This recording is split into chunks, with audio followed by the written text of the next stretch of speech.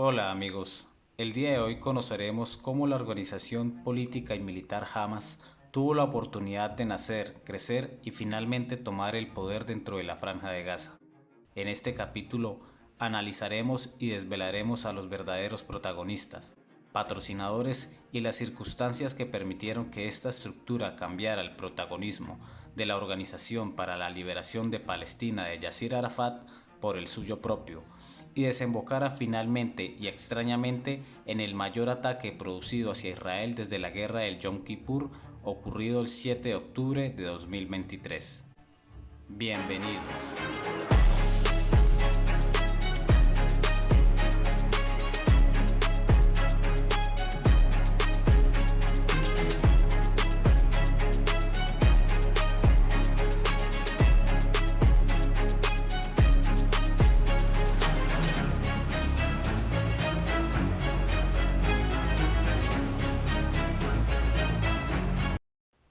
Para conocer el nacimiento de Hamas, primero se debe conocer el contexto y del porqué del origen de esta organización. Con la independencia de Israel en 1948, voluntarios de los Hermanos Musulmanes, organización nacida en Egipto en 1928, lucharon contra el recién creado Estado israelí. 2 años después, sus delegaciones en Gaza quedan bajo la jurisdicción de Egipto, mientras que las de Cisjordania bajo la autoridad jordana. En Jordania el grupo es aceptado y vigilado, sin embargo en Egipto también el grupo es suprimido. Para hacer frente a Israel, los países de la Liga Árabe respondieron mediante el apoyo a grupos diversos y separados entre sí. Uno de los más importantes, Fatah, fundado en Kuwait en 1958 por Yasir Arafat e introducido a Palestina en 1960. Ante esta división, la Liga Árabe aglutina estos movimientos políticos y paramilitares y crea el Consejo Nacional Palestino de Jerusalén del Este. De este consejo emerge la Organización para la Liberación de Palestina OLP, creada en mayo de 1964. Su objetivo, crear un grupo que se erigiera como gobierno de los refugiados palestinos de la Guerra Árabe-Israelí de 1948 y los territorios resultantes después de la guerra. Cabe resaltar que los hermanos musulmanes no hicieron parte de esta coalición.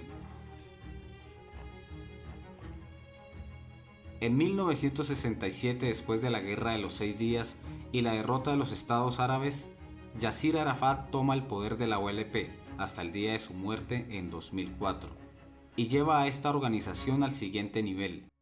Bajo su tutela comienza una campaña regional y mundial de reconocimiento del Estado palestino, no dejando la lucha armada, pero con una nueva actividad diplomática en busca del reconocimiento. Es así como logra que en 1974 la OLP fuese acreditado como el único representante legítimo del pueblo palestino por la Liga Árabe y obtuvo el estatus de observador de las Naciones Unidas. Con las ganancias diplomáticas de la OLP, Israel y algunas potencias occidentales veían con temor y desagrado las victorias políticas de la organización en el Medio Oriente y el mundo, y la preocupación de la aceptación en cada esquina del nacimiento del Estado palestino entre sus ciudadanos. De esta forma, Israel, con el apoyo de sus aliados, decidieron hacerle frente a la OLP, patrocinando desde los años 70 a la Hermandad Musulmana traída desde Egipto, quien fue el antecesor de Hamas. La estrategia consistía desde entonces en crear una especie de estado paralelo a la OLP. La hermandad, imposibilitada para tomar el poder al igual que haría Hamas palestino años después, se dedica a crear una red de servicios sociales, educativos, sanitarios, deportivos, que cubre las carencias del Estado central y consigue atraer el movimiento a las masas olvidadas y a los fervorosos movimientos estudiantiles. ¿Pero cómo fue posible esto?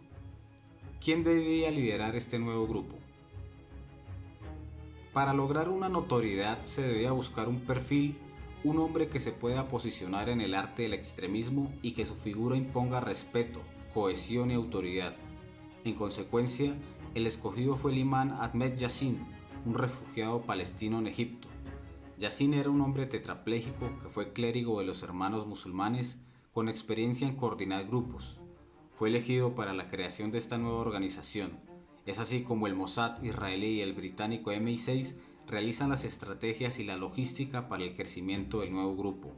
Yassin, quien se afilió a los hermanos musulmanes mientras estudiaba en el Cairo, vuelve a Palestina y crea en el año 1973 un centro islámico que ha sido la base de Hamas desde entonces.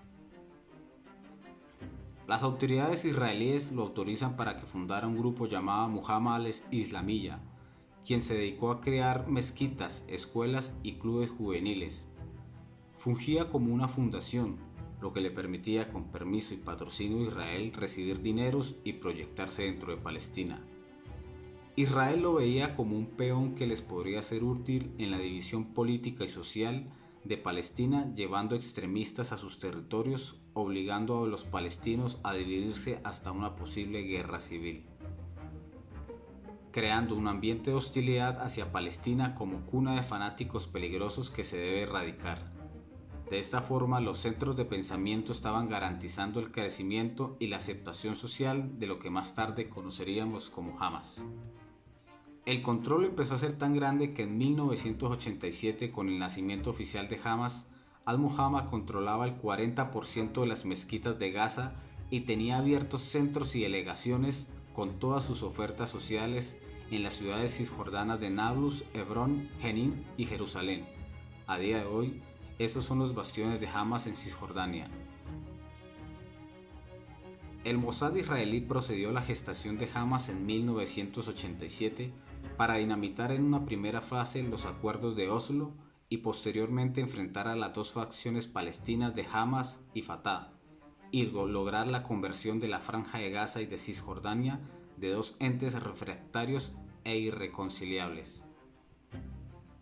Los dineros fluían desde Israel y esto se puede corroborar en las declaraciones de importantes exoficiales y políticos como el general israelí Yitzhak Sheheb, gobernador de Gaza en aquel momento, quien reconoció en una entrevista en marzo de 1981 con The New York Times 7 años antes de la creación oficial de Hamas, algo que en los años siguientes admitieron otros muchos oficiales del Estado judío, el secreto a voces, que Israel participó activamente en la creación y expansión de Hamas, sobre todo apoyando con fondos a las mezquitas en las que se adoctrinaba a sus seguidores. El objetivo de esta ayuda económica era crear una fuerza que hiciera un muro de contención del que era su principal enemigo, la OLP de Arafat. Sheheb no tenía reparos en reconocer que la facción de los hermanos musulmanes de la que surgió Hamas también recibía ayuda del Estado judío. El gobierno israelí me dio un presupuesto que el ejército entregó a las mezquitas, afirmó el general.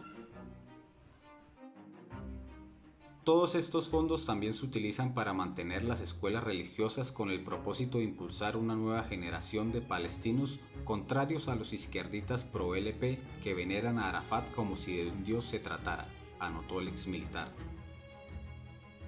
El político y escritor Avner Cohen, quien fuera responsable de asuntos religiosos en la Gaza ocupada desde entonces, afirmó en una entrevista de 2009 a The Wall Street Journal que Hamas, a mi pesar, es una creación de Israel. Fue un enorme y estúpido error. David Hasham, un experto en asuntos árabes del ejército israelí que estuvo en Gaza en la década de 1980, reflexionó posteriormente sobre estos acontecimientos. Cuando miro atrás en la cadena de eventos, creo que cometimos un error, pero en ese momento nadie pensó en los posibles resultados. El exministro y miembro de la delegación palestina durante las negociaciones secretas de Oslo en 1993, Hassan Asfour, dijo en septiembre de 2023 a la BBC: Hamas nació luego de un acuerdo entre algunos países árabes e Israel, dentro del marco de un proyecto estadounidense que buscaba una alternativa a la OLP. En su libro Intifada de 1990, los escritores israelíes Edu Yaari y Zev Shif aseguran que la administración civil israelí contribuyó significativamente al desarrollo del movimiento islámico que luego terminaría saltando a la fama con el comienzo de la primera intifada. Israel les permitió asumir posiciones de poder e influencia en las comunidades locales y además les permitió establecer todo tipo de instituciones.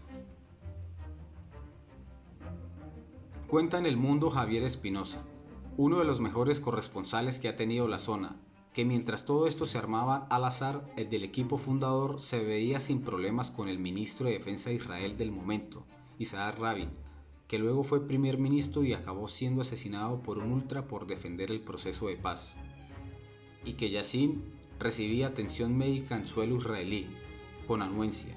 Eso era antes del lanzamiento de Hamas como tal.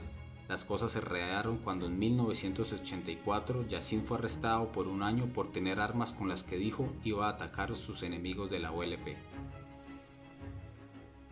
Yassin confirmó que Israel pagaba salarios como potencia ocupante, añadiendo: comenzaron a ofrecer pagar pensiones y salarios a los empleados que aceptaran volver a trabajar. Oficialmente Hamas nace en diciembre de 1987 durante la primera intifada, pero como pudimos ver, su creación se gestó casi 2 décadas atrás con el apoyo militar, social y político garantizado en Palestina. Bueno amigos, hasta aquí esta primera entrega de la creación de Hamas, del cómo y quiénes realizaron el trabajo para que esta organización naciera ya con reconocimiento y apoyo social. En el próximo capítulo veremos cómo Hamas, con el apoyo internacional, obtiene su expansión y se afianza en Gaza. Quiénes son los políticos que abordaron las estrategias de nacimiento y expansión, así como el patrocinio para su sostenimiento, y del cómo este grupo es usado como caballito de batalla para sostener la guerra en Palestina. Apóyanos con un like y una suscripción para apoyar este proyecto y seguir trayendo temas de interés. Hasta pronto.